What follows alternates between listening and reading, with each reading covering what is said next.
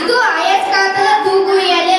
ಕಾಂತಗಳನ್ನು ಎರಡು ವಿರುದ್ಧ ದಿಕ್ಕಿನಲ್ಲಿ ಇಟ್ಟಾಗ ಇದು ಅಯಸ್ಕಾಂತ ಅದರಿಂದ ದೂರ ಹೋಗುತ್ತದೆ ಮತ್ತು ಒಂದು ವಿರುದ್ಧವನ್ನು ಸಮನಾಗಿ ಇಟ್ಟಾಗ ಅದರ ಕಡೆಗೆ ಹೋಗುತ್ತದೆ. ವಿರುದ್ಧ ದಿಕ್ಕಿನಲ್ಲಿ ಇಟ್ಟಿದ್ದೇವೆ, ಇದರಿಂದ ಇದು ದೂರ ಹೋಗುತ್ತದೆ. ಈಗ ಸಮನಾಗಿ ಇಟ್ಟಾಗ ಅದರ ಕಡೆ ನಿಲ್ಲುತ್ತದೆ. ಇದು ಜ್ವಾಲಾಮುಖಿ. ಇದರಲ್ಲಿ ನೀರು ಮತ್ತು ಈರುಳ್ಳಿ ಹಾಕಿದಾಗ ಉಕ್ಕುತ್ತದೆ.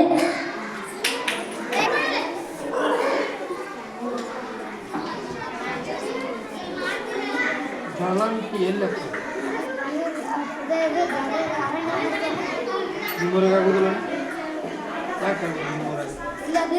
ನೀರು ತಗೊಂಡಿದ್ದೇನೆ. ಇದರಲ್ಲಿ ಸ್ವಲ್ಪ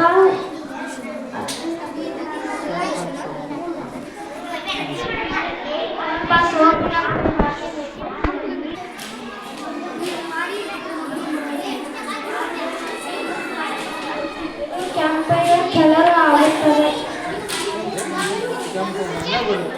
ಕೆಂಪು ಬಣ್ಣ ಬರುತ್ತದೆ.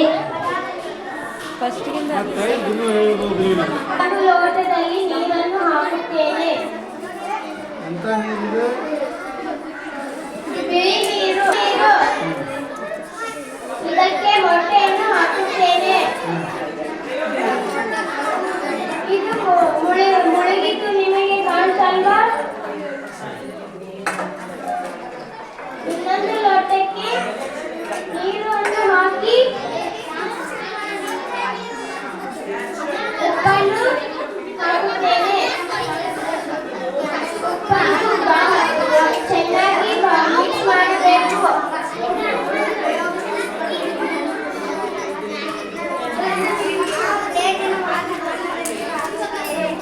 ಉಪ್ಪು ನೀರಿನಲ್ಲಿ ಮೊಟ್ಟೆ ಹಾಕಿದಾಗ ತೇಲುತ್ತದೆ.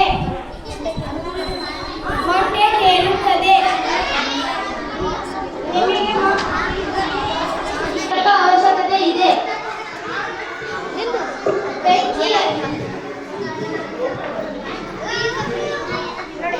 ಈಗ ನಾನೊಂದು ಬಾಟಲ್ ಆ ಉರಿಯುತ್ತಿರುವ ಮೇಣದ ಬತ್ತಿಯ ಮೇಲೆ ಬಾಟಲ್ ಅನ್ನು ಹಾಕುತ್ತೇನೆ.